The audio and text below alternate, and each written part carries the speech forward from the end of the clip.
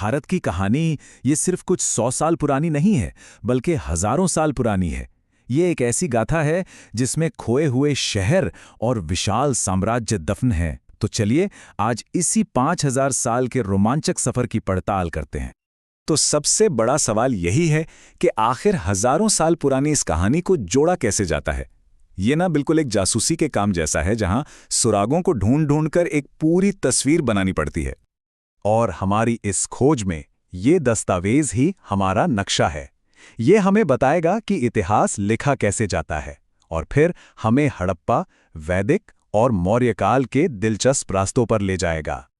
किसी भी कहानी को समझने से पहले यह जानना जरूरी है कि वो कहानी हम तक पहुंची कैसे। यहीं पर इतिहासकारों का असली काम शुरू होता है, जो अतीत के बिखरे हुए सुरागों को एक साथ जोड़ते हैं। इतिहास का आधार होते हैं ऐतिहासिक स्रोत। अब ये क्या होते हैं? अरे ये कुछ भी हो सकते हैं, कोई पुरानी मूर्ति, कोई दस्तावेज या उस जमाने की कोई भी चीज जो हमें थोड़ी भी जानकारी दे सके। असल में यही तो हिस्ट्री का रॉ मटेरियल है। तो इन सुरागों को समझने के लिए इतिहासकारों के पास भी एक पूरा टूलकिट होता है। मतलब वो सिर्फ पुरानी किताबें ही नहीं पढ़ते, वो जमीन के नीचे दबे शहरों को खोदकर निकालते हैं। और तो और जो विदेशी यात्री यहां आए, उन्होंने क्या लिखा उससे भी बारीकी से पढ़ते हैं। ठीक है, तो अब हम ये समझ गए हैं कि सुराग खोजे कैसे जाते हैं। तो अब चलिए कहानी में आगे बढ़ते हैं। हमारे सफर का पहला पड़ाव है इस उपमहाद्वीप के सबसे पहले शहर और उनका वो रहस्यमयी जीवन। ये सब शुरू हुआ उस दौर में जब इंसान ने पहली बस्तियां बसानी शुरू की थीं, और इसी नींव पर खड़ी हुई हड़प्पा सभ्यता, जहां हमें भारत के पहले बड़े और सुनियोजित शहर देखने को मिलते हैं। और हड़प्पा सभ्यता, सच कहूं तो एक बहुत बड़ी पहेली है। जरा सोचिए, हजारों साल पहले उनके शहर ग्रिड पैटर्न पर बने थे, बिल्कुल आज के मॉडर्न शहरों की तरह। पानी की निकासी का सिस्टम तो कमाल का था, और सबसे बड़ी बात, उनकी एक अपनी लिखाई थी, एक लिपि जिसे आज तक कोई पढ़ नहीं पाया है ना कमाल की बात। लेकिन जैसा होता है, वक्त बदला, कहानी में एक नया मोड़ आया। हड़प्पा के शहरों के बाद समाज ने एक बिल्कुल नया रूप लिया। अब छोटी छोटी जनजातियों से बड़े और शक्तिशाली राज्यों की नींव रखी जा रही थी। ये स्लाइड इस बदलाव को एकदम साफ दिखाती है। एक तरफ हड़प्पा सभ्यता जो शहरी थी, व्यापार पर चलती थी, और दूसरी तरफ वैदिक काल जो ज्यादातर ग्रामीण था। जहां पहले एक सेंट्रलाइज्ड सिस्टम था, अब वहां कबीलों की सभाएं होने लगी।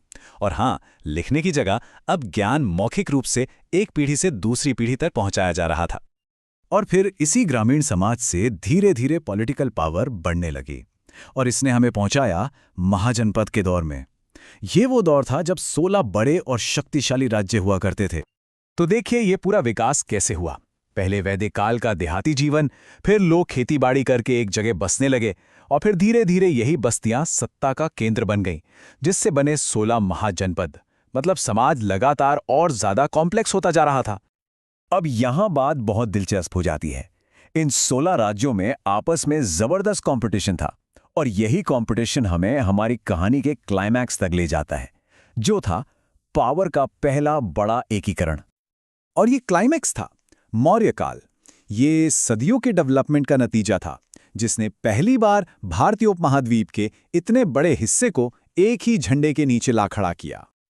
और इसका स्केल जरा सोचिए, लगभग 50 लाख स्क्वायर किलोमीटर, आज के भारत से भी बड़ा।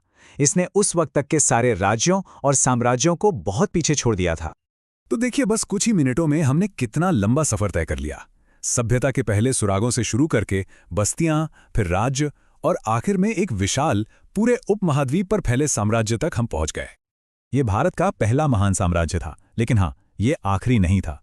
तो एक सवाल यहां सोचने वाला है कि इस महान साम्राज्य के बनने और बिखरने की कहानी से आज हम क्या सीख सकते हैं।